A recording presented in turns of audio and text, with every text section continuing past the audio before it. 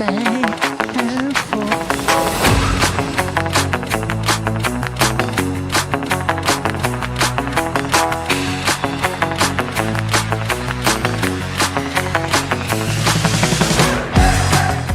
morning. Welcome to the Matterhorn. In the background, pretty beautiful. This is our third day of the season, and we wanted to create a little series of tips and tricks for you guys. Today we're going to talk about how to go from wedge parallel or snow plow parallel, sort of making a pizza shape at some points in your turn, to fully parallel. The reason we want to do that is because it will allow us to explore more of the mountain. It means we can go a little bit faster, and for our legs it's a way more comfortable position. One of the key things is my weight shift, and I'll explain the timing of that. Okay, so we got our 2 turns here. Okay, we're coming in. Most of you guys will be coming through here.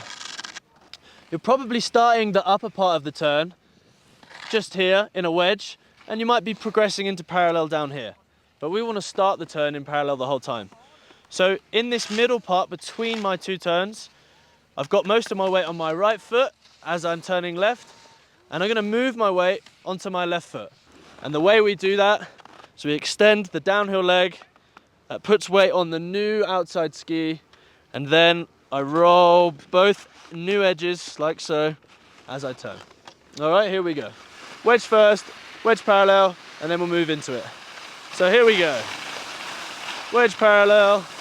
Going a bit faster will help a lot. Wedge parallel. Now watch, weight on the new. Patience is real key here. Weight on the new. Look at that inside leg. Gonna move that in.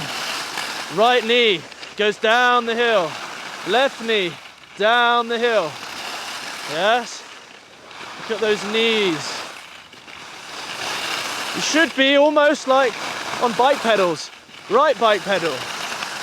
Left bike pedal pushes down. Right bike pedal pushes down. Lovely. Thank you for watching our video.